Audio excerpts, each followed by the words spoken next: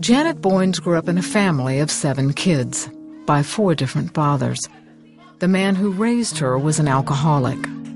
Everybody knew that the Boynes family always had the police outside. Janet's mother was abused as she grew up. I think what you have a tendency of doing is repeating what was done to you. I know she wanted the best for me, but the abuse was beyond measure. I can't remember till this day as a kid that my mother ever, hugged me or, told me that she loved me. The violence she experienced at home spilled over to fights at school. Janet developed a reputation as a bully and a tomboy. A lot of people used to say, well, are you going to be what they called back then a dyke or a lesbian? And I didn't associate myself with that, but that's what a lot of people assumed. When she was 12, Janet was molested by a relative. A few months later, she was raped by an altar boy at church. Janet started smoking and doing drugs to deal with the pain. I was afraid to tell my mom because I thought I would be blamed for it. I started getting high quite a bit.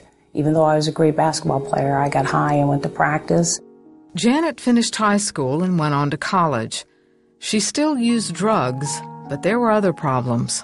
I was starting to become more attracted to women. So many men have hurt me that these women I thought were a lot more like me. Janet struggled to put those thoughts aside. She started attending a church and accepted Christ as her Savior. She got off drugs and started dating a man she met at church. When he asked her to marry him, everything seemed perfect.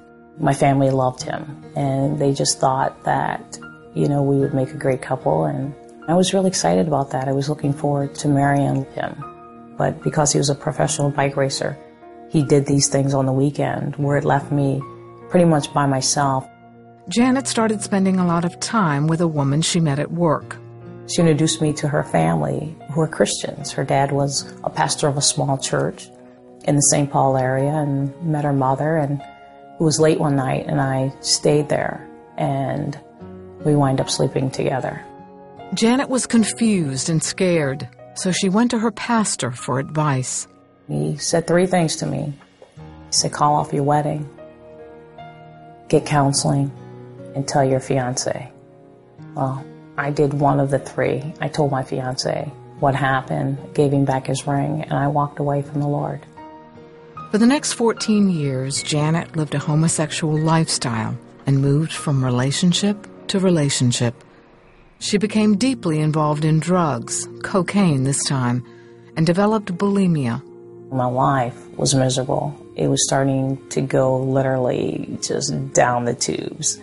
But I was refusing to come back to God. She and her girlfriend decided to get married. The priest told us that what we were doing was okay, that we would still go to heaven. And so we went out and got engagement rings because we thought we were going to get married. He said it was okay. I wanted both. I wanted God and I wanted to live a homosexual life. I wanted to find a way to have both. During that time, something strange happened. There was this church called Maple Grove Assemblies of God. And every time I would go past this church, it was almost like I stepped out of myself and I was in that church. And I would look at my girlfriend and I go, I'm going to go to that church someday. She would look at me like, what are you talking about, Janet? Janet started her own business cleaning health clubs. One night while she was working, I left 3 o'clock in the morning and told them I was going to the store. She struck up a conversation with a woman in the grocery store parking lot. And I said, ma'am, what are you doing out here at 3 o'clock in the morning with all these groceries? And she said, well, I just dropped my son off at college. And I go, what college is open this time of night? And she said, North Central Bible College.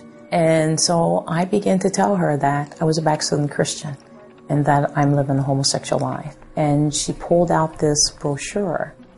And on that brochure was the church that God told me I would be going to, Maple Grove Assemblies of God. The woman invited Janet to a women's Bible study. And me, not thinking in my right mind, I said, sure, I'll go. And I came in with these sweatpants on, looking grubby, not knowing what to expect. I'm in a room with 9 other women, feminine, and I thought, what have I gotten myself into? I'm sitting there with my head down, feeling so much shame, thinking these women are cruel. They're going to chew me up and spit me out. Everybody introduced themselves, and when they got to me, they asked me my name, and I said, my name is Janet. And I said, I'm living a homosexual life, but if you help me, I will live my life for the Lord. Janet was surprised by their reaction. They didn't talk about me. They didn't tell me I dressed stupid. They allowed God to change me. They didn't try to change me.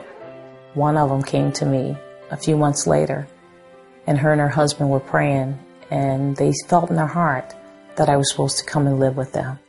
Well, I sold my home, asked my girlfriend to move. At the age of 40, I moved in with this Christian home for a year. And it was the most amazing thing to watch this family have something that I never experienced. And Janet's heart began to heal. God started putting great godly men in my life, men at church that would just come up and give me a hug.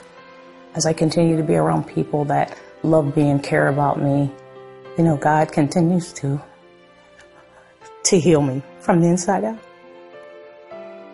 10 years later, Janet is active in her church and ministering to others who want to leave the homosexual lifestyle.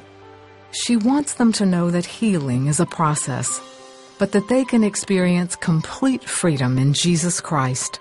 I want everybody else that's living a homosexual life who didn't have a great mother or who didn't have a great father to experience that, God is the father to the fatherless or the motherless. That what he's done for me, he will do for them also.